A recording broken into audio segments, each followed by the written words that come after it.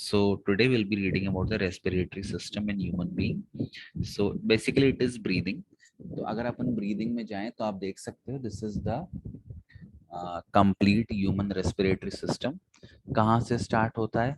Nasal cavity से और finally and होता है लंग्स में. बीच बीच में कौन से पार्ट आ रहे हैं? नेजल कैविटी आ रहा है, फिर आपका बक्कल कैविटी आ रहा है, फिर आपका फेरिंग्स आता है, फिर आपका लैरिंग्स, फिर उसके बाद आपका रिंग्स फूड विंड, ब्रोंकल हाँ विंड पाइप आता है, फिर आपके लंग्स, लंग्स के अंदर एल्वियोले, ब्रोंकाई, ब्रोंकाइटिस है ना, ये बहुत सारे पार्ट्स हैं. ठीक. अच्छा, तो इसमें एंड लास्ट हाँ बेटा क्या बोल रहे हो? आवाज तुम्हारा वो हो जा रहा है. चलो कोई बात नहीं, इट्स ऑलराइट. चलो, तो इसमें देखो दो प्रोसेस हैं. एक तो मेरा पेन सर खराब लास्ट में एल्वुलर सेट पर जाएगा। है. हाँ, तो देखो इसमें सबसे दो स्टेप होते हैं रेस्पिरेशन में. पहला है मतलब या ब्रीदिंग में आप कह लो, ब्रीदिंग में दो स्टेप होते हैं. एक है इनहेल करना, इनहेलेशन, और दूसरा है एक्सेल आउट करना, उसको अपन कहते हैं एक्सपीरेशन. ठीक, मेरा लैपटॉप का एक बटन खराब हो गया है, बहुत दुख हो रहा है इससे. हाँ, एक्सेलेशन या एस्पिरेशन कहते हैं. अब सुन लो, जो इनहेलेशन है ना वो एक्टिव प्रोसेस है. अच्छा, क्यों एक्टिव प्रोसेस है? क्योंकि जनरली क्या होता है, जो बाहर का एटमॉस्फेरिक प्रेशर है उतना एटमॉस्फेरिक प्रेशर लंग्स में भी होता है. अब जब दोनों का प्रेशर सेम है तो गैसेस अपने आप तो अंदर जाएंगी नहीं. फिर क्या होता है, बॉडी एनर्जी का यूज करती है. ये जो आपकी मसल दिख रही है डायफ्राम है, ये देखो ये dome shape, this dome shape muscle is the diaphragm. तो दो चीजें होती हैं, एक तो आपकी रिब्स एक्सपैंड हो जाती हैं और ये जो डायफ्राम है ये फ्लैट हो जाता है एनर्जी लेकर. अपने आप तो रिब्स मूव करेंगे नहीं, एनर्जी लगेगी, इसीलिए एक्टिव प्रोसेस है. जैसे ये चीज होती है तो जो लंग्स हैं उनका वॉल्यूम बढ़ जाता है. और आपको पता है पीवी इज अ कांस्टेंट, ये आप पढ़ोगे क्लास 11th में, प्रेशर इनटू वॉल्यूम एक कांस्टेंट होता है, या pressure is inversely proportional to volume. तो अगर वॉल्यूम बढ़ जाएगा लंग्स का तो उसके अंदर प्रेशर क्या हो जाएगा? प्रेशर कम हो जाएगा.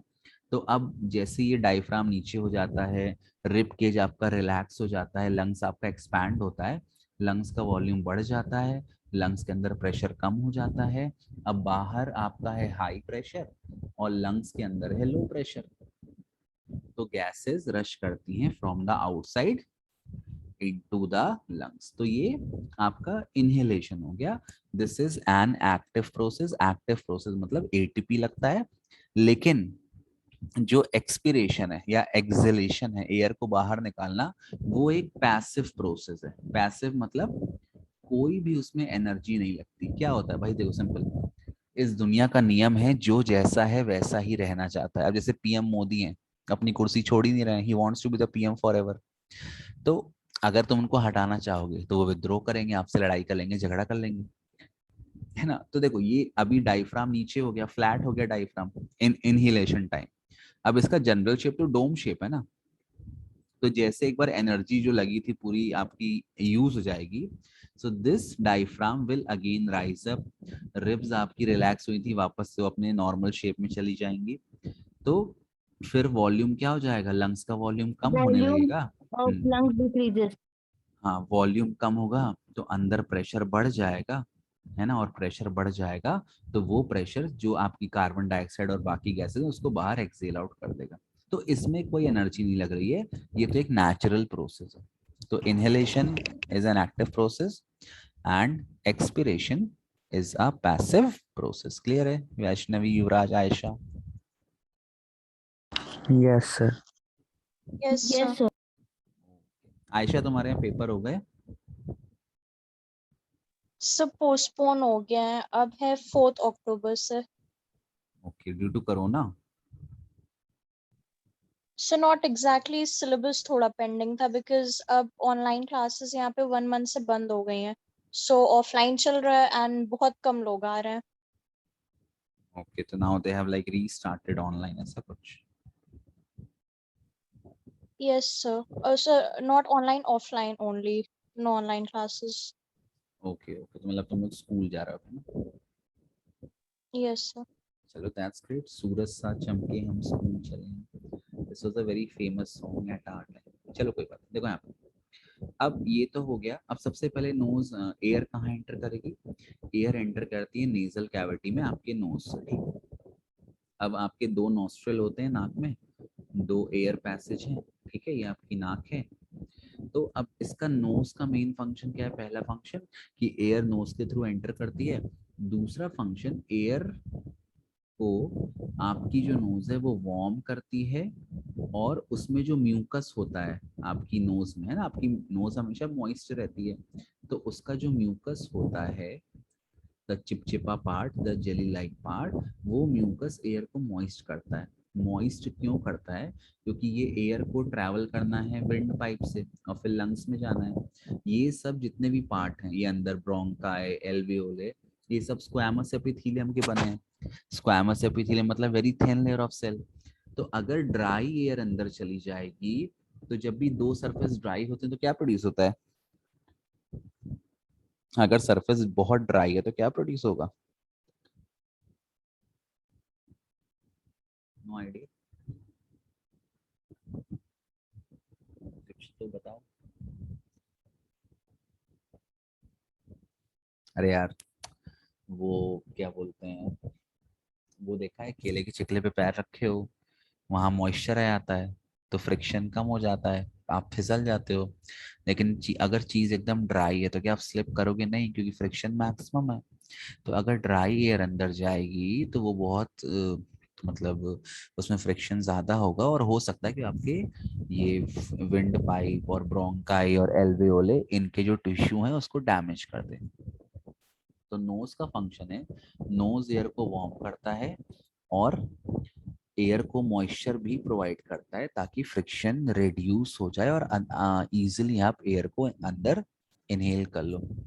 वो देखा है ना, जैसे हम लोग भारत में रहते हैं, भारत का टेम्परेचर जनरली ना बहुत गर्म है ना बहुत ठंडा है, मतलब मॉडरेट टेम्परेचर।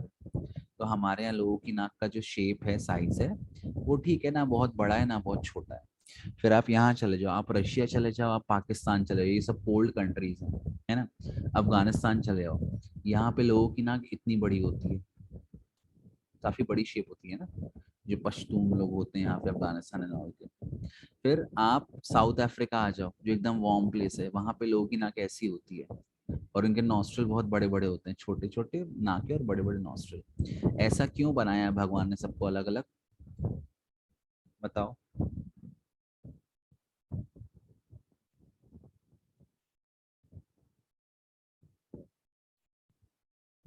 बताओ Ayesha, you So tell. that they can able to adjust different climatic. हाँ देखो, जो एयर अपन इनहेल करते हैं उसका एक ऑप्टिमम टेम्परेचर होना चाहिए, तभी वो ऑक्सीजन ब्लड से मिक्स करेगी। अगर ऑप्टिमम टेम्परेचर नहीं है तो फिर ब्लड से मिक्स नहीं हो पाएगी। अब देखो, हमारे यहाँ जो टेम्परेचर है भारत में वो मॉडरेट है, ना बहुत गर्म है ना बहुत ठंडा है। तो हमारे यहाँ जो नोज का साइज है ऑलमोस्ट नॉर्मल है। अब जो कोल्ड कंट्रीज हैं, कोल्ड कंट्रीज में एयर एकदम कोल्ड है। एयर कोल्ड है इसका मतलब भाई आप ठंडी हवा अंदर लोगे तो ब्लड से तो मिक्स होगी नहीं। तो एयर कोल्ड है, तो इसीलिए जो नेजल पैसेज है लंबा हो जाता है, ताकि एयर देर तक इसमें ट्रैवल करे, ज्यादा मॉइस्चर एब्जॉर्ब करे, ज्यादा फ्रिक्शन हो, और वो एयर कैसी हो जाए? कोल्ड एयर वार्म हो जाए। और जो साउथ अफ्रीकन कंट्रीज है जहाँ पे बहुत ज्यादा गर्मी है, वहां पे उनकी नाक एकदम छोटी है और उसके नॉस्ट्रल की उनकी ओपनिंग बहुत बड़ी होती है। ओपनिंग बड़ी है तो इससे एयर को पैसेज ज्यादा मिलता है, और रास्ता भी छोटा है। तो यहाँ पे जो हवा, तो वहाँ गर्मी बहुत ज्यादा है, तो यहाँ पे हवा क्या हो जाती है? हल्का कूल हो जाती है अंदर जाके।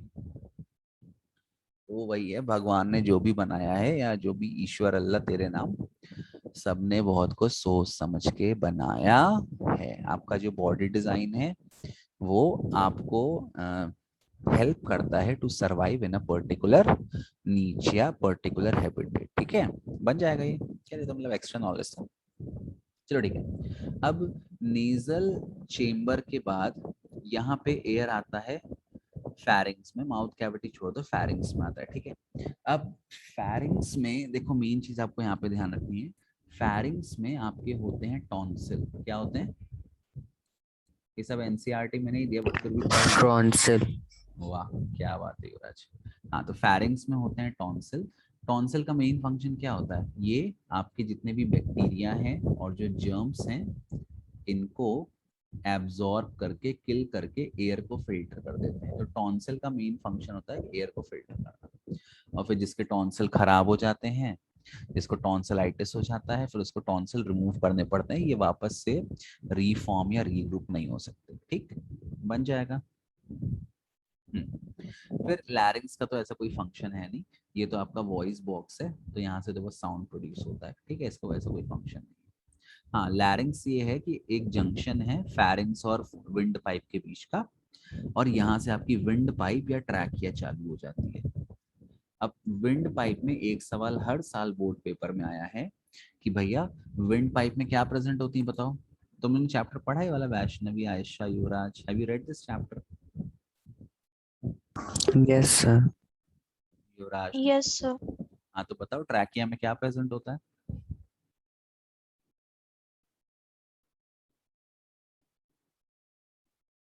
Wind pipe. अरे सर ब्रोंकी। ना, ब्रोंकी तो लंग्स में है, ट्रैकिया में क्या? ब्रोंकी तो बेटा ये है, ये जो ये ब्रोंकी, ये दो डिवाइड हो रहे हैं ना, ये ब्रोंकी है दो। ट्रैकिया जिसमें फर्दर डिवाइड होता है, फिर ब्रोंकी ब्रोंकियोल्स में होते हैं, और ब्रोंकियोल्स जाके एल्वियोले में मिलते हैं। आयशा तुम बताओ ट्रैकिया में क्या प्रेजेंट होता है? Sir, ridges which ensure that the passage of the air does not collapse. हाँ गुड, उसको अपन बोलते हैं sir resistance oxygen richer. Rings of cartilage. Cartilage, I think spelling सही है या गलत है पता नहीं, देखना पड़ेगा मेरे को। यहाँ पे दिया वैसे एनसीईआरटी में, एक मिनट में स्पेलिंग देख लूं, मेरे को स्पेलिंग का फोबिया है। रिंग्स ऑफ कार्टिलेज, स्पेलिंग सही है? तुम लोग बताओ ना स्पेलिंग सही गलत है कार्टिलेज की।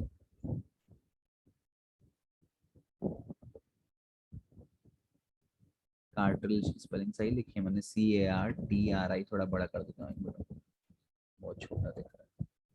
हाँ, now you can you see the spelling of cartilage, is it right or wrong? तुम लोग को भी कार्टिलेज की स्पेलिंग नहीं आती है? यार कहाँ गया रिंग्स ऑफ कार्टिलेज?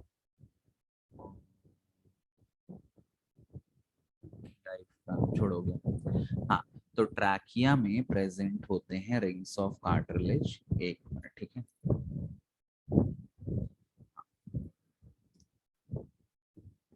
ट्रैकिया में प्रेजेंट होते हैं रिंग्स ऑफ कार्टिलेज। अब रिंग्स ऑफ कार्टिलेज बेटा सी शेप के होते हैं, ऐसा सी शेप के, और ये अराउंड 16 to 20 होते हैं नंबर। मेल्स में ज्यादा होते हैं, फीमेल्स में कम होते हैं, क्योंकि मेल्स की विंड पाइप की लेंथ ज्यादा है, फीमेल की विंड पाइप की लेंथ कम है। और मेल्स में सब कुछ ज्यादा है, मतलब जितने भी आप बोन्स बोन्स तो खैर बराबर है, बट आप जितना बायो में पढ़ोगे ना, तो आप ये पाओगे मेल्स में हर चीज की मात्रा ज्यादा है, फीमेल में हर चीज की मात्रा कम है। क्या छोड़ो, क्या करना पड़ेगा। तो अराउंड 16 to 20 होते हैं, और ये आपके विंड पाइप में प्रेजेंट होते हैं। अच्छा, ये जो सी शेप होता है ना, अच्छा ये बताओ ये सी शेप के क्यों होते हैं, सर्कुलर शेप के क्यों नहीं होते हैं? Why aren't they circular in shape? भाई पूरा सर्कुलर कर देते इसको। सर्कुलर शेप के क्यों नहीं rings of cartilage?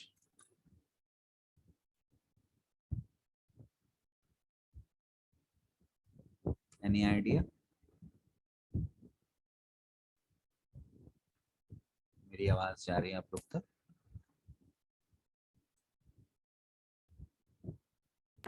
Sir question एक बार फिर रिपीट कर मैं कह रहा हूँ ये सी शेप के होते हैं, सर्कुलर शेप के क्यों नहीं होते हैं?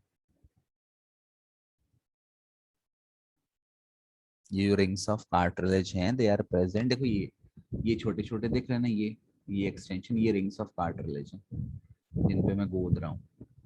तो ये सी शेप के होते हैं, सर्कुलर क्यों नहीं होते कंप्लीटली?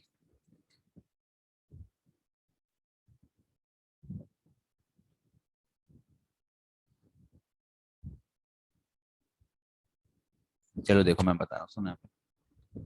अगर देखो ये आपकी विंड पाइप है, विंड पाइप के जस्ट पीछे होती है फूड पाइप। क्या होती है? Food pipe. विंड पाइप के जस्ट पीछे। तो अगर ये सर्कुलर शेप के होते, कंप्लीट होते, तो ये लगातार फूड पाइप से कोलाइड करते हैं यहाँ पे, और कोलाइड करते तो हो सकता है वो ब्रेक हो जाते हैं, उनमें कुछ डैमेज हो जाता। तो सी शेप के Sir, to इसीलिए, protect and maintain the airway open. नहीं वो ठीक है, वो तो मैं कह रहा हूँ, तुम समझ नहीं रही हो, मैं ये कह रहा हूँ कि सी शेप के हैं तो सामने की तरफ ये क्लोज होते हैं और पीछे की तरफ से ओपन होते हैं। मतलब जैसे ये मेरा गला है तो सी शेप है, मतलब अरे यार हाँ ऐसा है सी शेप, सामने से पूरा क्लोज है, और ये जो ओपनिंग है ये पीछे के साइड है, क्योंकि वहां पर पीछे सपोर्ट में फूड पाइप रहती है। तो पीछे से फूड पाइप सपोर्ट करती है, सामने से ये प्रेजेंट होते हैं सी शेप पे, ठीक है। अब रिंग्स ऑफ कार्टिलेज क्या करते हैं, सिंपल सी बात है, जैसे आप एयर सक कर रहे हो, if you are sucking the air, तो अब वो एक कंटिन्यूस प्रोसेस तो है नहीं, डिस्क्रीट प्रोसेस है, रुक रुक के होता है। ऐसे ऐसे सांस तो अपन लेते नहीं एकदम ना, जैसे वो डॉग्स एंड ऑल लेते रहते हैं, मतलब ठीक है उनमें भी प्रेजेंट होता है। तो कई बार ऐसा हो सकता है कि अभी ऐसे एयर पास हुई, और कई बार एयर की वहां पे कमी हो सकती है, बिल्कुल एयर नहीं है। अगर बिल्कुल एयर नहीं है तो हमारे बाहर के एटमॉस्फेरिक प्रेशर से क्या होगा, ये विंड पाइप कोलैप्स हो जाएगी। तो ये जो सी शेप के रिंग्स ऑफ कार्टिलेज हैं, they prevent the trachea from collapsing in absence of air. बन जाएगा फंक्शन, क्या फंक्शन है, they prevent the trachea from collapsing in absence of air. ठीक, क्लियर है Vaishnavi, Yuvraj, Ayesha? Yes, sir. Yes, sir. Okay, Yes, sir. चलो ठीक है, आगे बढ़ते हैं। अब फाइनल ये जो आपका ट्रैकिया है ये दो पार्ट्स में डिवाइड होता है, जिनको अपन कहते हैं ब्रोंकाई, ठीक है। तो ये जो दो ब्रांचेस निकलनी है लंग्स में, ये आपकी ब्रोंकाई हैं। दो लंग्स है अपने, मतलब दो लंग्स नहीं, अपने पास एक ही लंग है, एक है लेफ्ट लंग और एक हो गया आपका राइट लंग, ठीक है। अब लंग्स के बारे में अपन ज्यादा नहीं पढ़ेंगे, प्लूरल कैविटी होती है जिसको सेव करती है, वो सब एनसीईआरटी में नहीं, तो आई थिंक नहीं आएगा वो।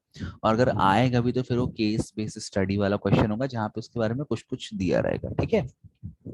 अब सुन, अब ये अपन लंग्स में आ जाते हैं। तो ये आपके ब्रोंकाई हैं, ब्रोंकाई फर्दर सब डिवाइड होते हैं ब्रोंकियोल में, और ब्रोंकियोल जाकर खत्म होते हैं या एंड होते हैं एल्वेओल में। अब देखो ये एल्वेओल है, this is an alveole given to you on your screen. Alveoli कैसा है, सबसे पहला they are sac like structure, sac और बलून लाइक, ठीक। इनका मेन फंक्शन क्या है, सैक या बलून लाइक होने के कारण जैसे एयर इनमें रश करती है तो इनका सरफेस एरिया बहुत ज्यादा इंक्रीज हो जाता है, due to which they can accommodate a large amount of air. और फिर क्या होता है, they are richly supplied with blood capillaries, इसमें ब्लड कैपिलरीज खूब सारी होती हैं। वो कैपिलरीज क्या करती हैं, वो कैपिलरीज यहाँ से जो एयर आती है, वो कैपिलरीज ऑक्सीजन लेती हैं अपने अंदर। तो फिर कैपिलरीज में आपको ऑक्सीजन चला गया, फिर ये ऑक्सीजन पूरे बॉडी में ट्रैवल करती है, और साथ में कार्बन डाइऑक्साइड को यहाँ पे डंप भी करते हैं। तो O2 अंदर आ जाता है ब्लड में, और CO2 ब्लड से चला जाता है वापस से एल्वेओले में। बन जाएगा फंक्शन ऑफ एल्वेओले।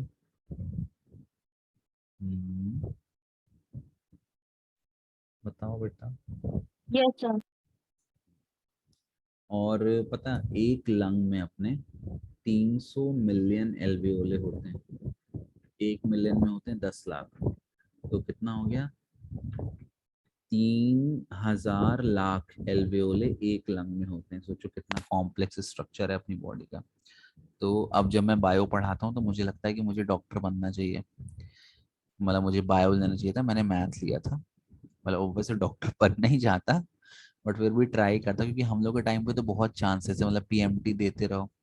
एक मेरे जान पहचान के अंकल हैं, अंकल ही कहूंगा मैं उनको, उस समय मतलब भाई, अब तो अंकल है, पहले भैया थे, उन्होंने पता है मतलब पीएमटी देना चालू किया। पहले पीएमटी होता था ना, प्री मेडिकल टेस्ट, पहले नीट वीट तो चलता नहीं था, तो 12th के बाद से उन्होंने देना चालू किया, नहीं हुआ पहले साल तो उन्होंने बीएससी करना चालू कर दिया, उन्होंने बीएससी कर लिया, 3 साल तक उनका पीएमटी नहीं निकला। फिर उन्होंने एमएससी कर लिया 2 साल, और पीएमटी देते रहे 2 साल, उनका और नहीं निकला, 3+2 कितने साल हो गए, 5। फिर उनका पीएचडी चालू हो गया, अब वो ढीले ढाले थे, तो उनके पीएचडी में भी 3 साल लग गए होने, कंप्लीट होने में। तो ये टोटल हो गए 8 साल, तब भी वो पीएमटी देते रहे। पीएचडी के 1 साल बाद वो, उसके बाद इतना पढ़ने के बाद वो कहीं कॉलेज में गेस्ट लेक्चरर बन गए बायोलॉजी के। 1 साल उन्होंने और लगाया, 3+2+5 9 साल, 9 साल बाद उनका पीएमटी निकला, 9 साल बाद। तो उनका नाम बुढ़ा पड़ गया था पूरे कॉलोनी में, यहीं पनीलाल चौक में रहते थे। आफ्टर 9 years ही क्रैक पीएमटी। तो अगर मैं भी थोड़ा पेशेंस रखता, वैसे मेरा भी क्रैक हो जाता, क्योंकि उसमें फिजिक्स एंड ऑल इतना टफ नहीं आता, बस बायो रहता है। बट हो गया। तुम लोग का किसी का डॉक्टर बनने का मन नहीं है? आयशा, युवराज, वैष्णवी? No, sir. बनना चाहिए डॉक्टर यार। डॉक्टर इज लाइक बहुत नोबल प्रोफेशन है और करना चाहिए। चलो कोई बात नहीं, इट्स ऑल राइट, सबका अपना अपना है। लेकिन अब मुझे लगता है कि I should have gone for this particular field. चलो कोई बात नहीं, छोड़ो। Let gone bys are gone bys, है ना। Why to cry over spilled milk. बीत गई तो बात गई, ऐसा कुछ बोलते हैं ना। हाँ, क्या छोड़ो। तो ये हो गया, ठीक है। अब एक बार चलो एनसीईआरटी पढ़ लेते हैं। एनसीईआरटी में क्या दिया है देखो। Within the lungs, the passage divides into smaller and smaller tubes, which finally terminate into balloon-like structure, which is called the alveoli.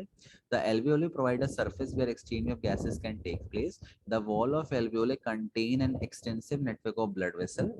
As we have seen in earlier years, we can breathe in.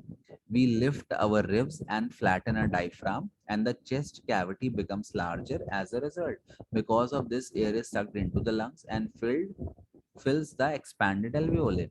The blood brings carbon dioxide from rest of the body to release it in the alveoli, and the oxygen in the alveolar air is taken up by the blood in the alveolar blood vessel to be transported to all cells in the body. अच्छा, एक चीज ध्यान रखना। जब मैं छोटा था तो मुझे लगता था कि हम केवल ऑक्सीजन लेते हैं, लेकिन हम एयर लेते हैं। एयर में ऑक्सीजन की मात्रा अच्छी है, नाइट्रोजन की भी है ना, ऑक्सीजन 21 है, नाइट्रोजन। हम पूरी एयर को इनहेल करते हैं। हमारा ब्लड जो है ना, वो केवल ऑक्सीजन लेता है। तो वी आर इनहेलिंग, ऐसा नहीं कि हम सेलेक्टिवली केवल ऑक्सीजन इनहेल करते हैं, हम एयर इनहेल करते हैं। ठीक है, अब आगे देखो। During the breathing cycle, when air is taken and when air is taken in and let out, the lungs always contain a residual volume of air, so that there is sufficient time for oxygen to be absorbed and for the carbon dioxide to be released. अब सुन लो, lungs हमेशा कुछ ना कुछ air contain करते हैं, क्योंकि उनकी भी मजबूरी है। अगर वो कंटेन नहीं करेंगे, अगर उनके अंदर वैक्यूम क्रिएट हो गया, तो वो तो कंप्रेस होंगे, पिचक जाएंगे और आप मर जाओगे, है ना। ऐसे स्ट्रॉ नहीं, आप वो कोई बॉटल लो प्लास्टिक की छोटी सी, और उसकी सारी एयर सक कर दो, तो वो बॉटल पिचक नहीं आती, क्योंकि अंदर लो प्रेशर हो गया, बाहर हाई प्रेशर हो गया। हाई प्रेशर से पिचक जाती है। तो इसीलिए लंग्स हमेशा कुछ ना कुछ रेसिडुअल वॉल्यूम अपने अंदर बचा कर रखते हैं, सारी एयर को एक्सेल आउट होने नहीं देते या ब्लड में जाने नहीं देते। ठीक है, आगे। When the body size of animal is large, the diffusion pressure alone cannot take care of oxygen delivery to all parts of the body. Instead, respiratory pigment take up oxygen to all parts of the body. अच्छा, यहाँ पे एक number का सवाल आ गया। What is our respiratory pigment?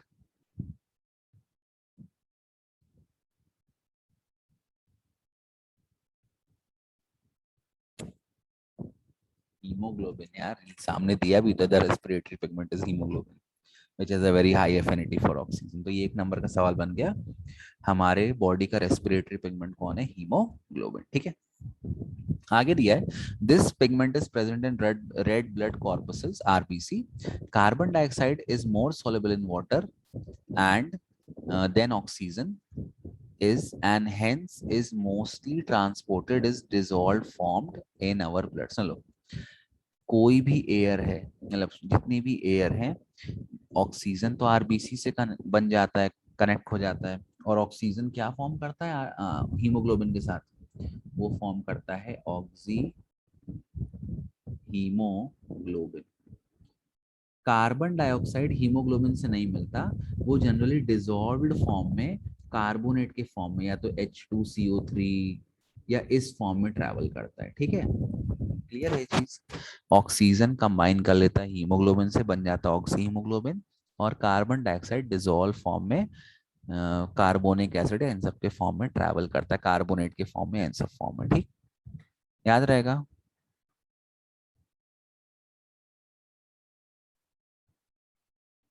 Hello, Yes, sir. Okay ठीक है वैष्णवी, तुम इतना अचानक से बोलते कि मैं डरे आता हूँ। You startle me most of the time. चलो ठीक है, अच्छी बात है। अब देखो आगे, ये अपना रेस्पिरेटरी सिस्टम खत्म हो गया, ठीक, बन जाएगा respiratory system.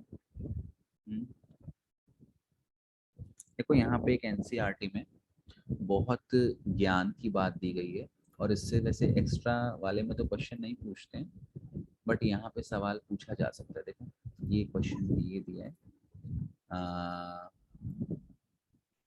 Excuse me, sir. हाँ बोलो बेटा।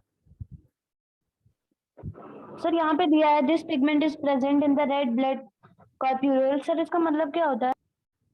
अरे अपने ब्लड में तीन चीजें ना, blood is made up of three things, RBC, WBC and platelet. तो रेड ब्लड कॉर्पसल मतलब भाई रेड ब्लड सेल, या तो कॉर्पसल बोलो या सेल बोलो, बात एक ही है ना। आरबीसी में हीमोग्लोबिन होता है, हीमोग्लोबिन ऑक्सीजन से कंबाइन करता है, ऑक्सी हीमोग्लोबिन फॉर्म करता है, और ऑक्सीजन को डिफरेंट पार्ट्स ऑफ बॉडी में ले जाता है, और हीमोग्लोबिन के कारण ही अपना जो ब्लड है वो रेड कलर का दिखाई देता है ना। और एक हीमोग्लोबिन का मॉलिक्यूल, अब ये सब एक्स्ट्रा नॉलेज, ये सब सवाल नीट में आते हैं। एक हीमोग्लोबिन का मॉलिक्यूल एक बार में 4 ऑक्सीजन से दोस्ती कर सकता है, तो वो एक बार में 4 फ्रेंड बना सकता है अपने डिफरेंट डिफरेंट। तो ये रिलेशन होता है, ठीक है।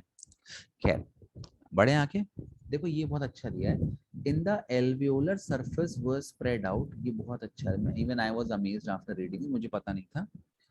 It would cover about 80 meters square. How much do you think the surface area of our body is? Consider how efficient exchange of gases becomes on large surface available for exchange. ठीक है, तो अगर अपन अपने alveolar sac को निकाल दें और ground में बिछा दें तो 80 मीटर स्क्वायर का एरिया वो मतलब घेर लेगा।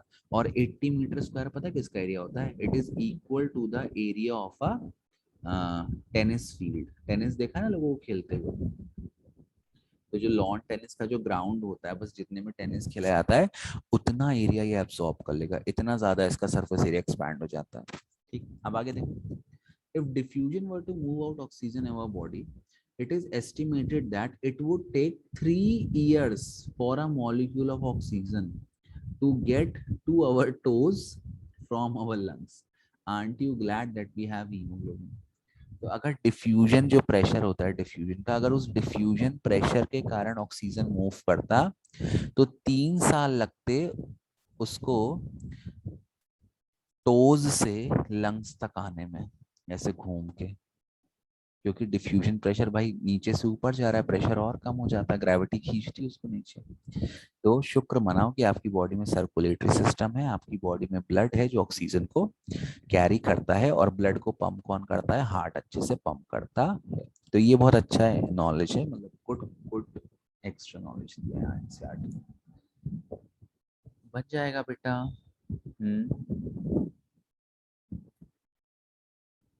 Yes, sir. ओके, आगे बढ़ते हैं। चलो अब ये आंसर बता रहे तुम लोग एक एक करके, आयशा, युवराज, वैष्णव। पहला क्वेश्चन बताएगी Ayesha. What advantages over an aquatic organism does a terrestrial organism have with regard to obtaining oxygen for respiration? Uh, in water, oxygen is sparingly available, and on land, oxygen is abundant, so we can inhale more oxygen than aquatic animals, organism. इसके कारण क्या होता है कि हमारा जो breathing rate है वो स्लो है, और जो एक्वाटिक ऑर्गेनिज्म है उनका ब्रीदिंग रेट फास्ट होता है। ठीक है, तो ब्रीदिंग रेट में भी डिफरेंस आता है भाई, जितना जल्दी आपका ब्रीदिंग रेट होगा उतना ज्यादा आप एनर्जी कंज्यूम करोगे ना। गुड आशा। नेक्स्ट बताओ युवराज, what are the different ways in which glucose is oxidized to provide energy in various organisms?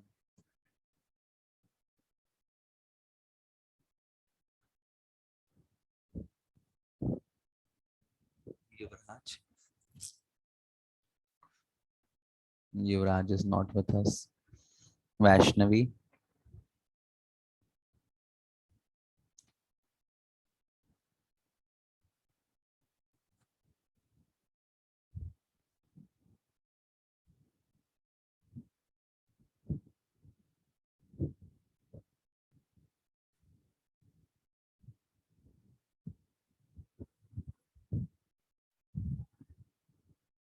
Vaishnavi is also not with us. Ayesha, ये पढ़ा है तुमने ऑक्सीडेशन ऑफ ग्लूकोज, 3 प्रोसेस?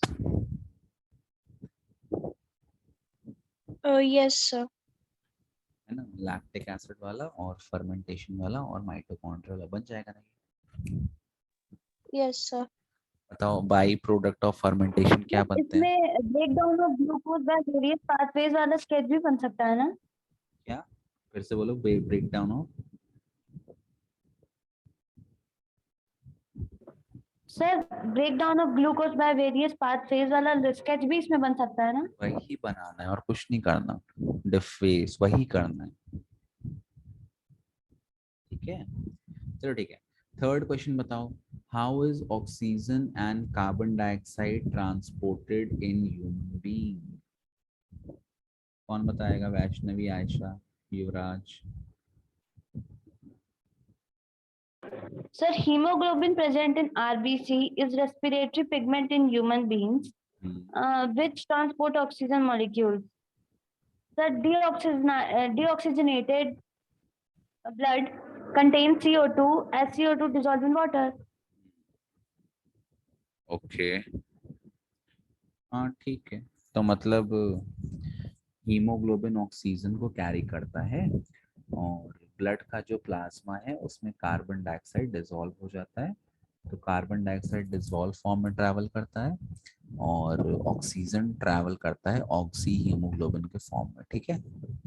एक चीज ध्यान रखना, अपने ब्लड में कभी भी एयर नहीं आना चाहिए, देखा है ना, जब भी नर्स लोग इंजेक्शन लगाती हैं, दे आर लाइक, इंजेक्शन लगाने से पहले वैसे पिच एक बार नहीं हल्का पिचकारी ऐसे मारते हैं, like they are removing some air clotted in the syringe, देखा है ना करते हुए, हल्का उसको पुश करते हैं। Yes sir. हाँ, Yes, sir. क्योंकि अगर अपने ब्लड में एयर आ गया तो भाई एयर तो ऊपर राइज होगा, और बहुत ज्यादा एयर आ गया तो फिर वो एयर ऊपर राइज होगा, आपकी अपनी जो ब्लड कैपिलरीज है ना, they are hardly 1 or 2 cell thick, बहुत पतली है कैपिलरीज, तो सबसे थिन है, 1 सेल थिक है कैपिलरीज बस। तो अगर वहां पे एयर आ गया, एयर हमेशा ऊपर जाती है, वो प्रेशर लगाएगा कैपिलरी पे और आपकी कैपिलरी बर्स्ट हो जाएगी। तो अपने ब्लड में जब भी ऑक्सीजन या CO2 ट्रैवल करता है, कभी भी गैसियस फॉर्म में नहीं करता, हमेशा डिसॉल्व फॉर्म में करता है, ठीक है?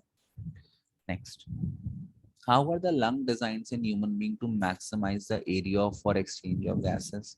बताओ आयशा, ये वाला। In human lungs, the Sir, lungs passage of contain millions air of alveoli provides.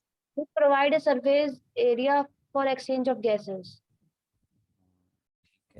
चलो उसको बोलने देते, लाइक ये तो डिबेट हो गया ना, ऐसा SSC में, चलो ठीक है।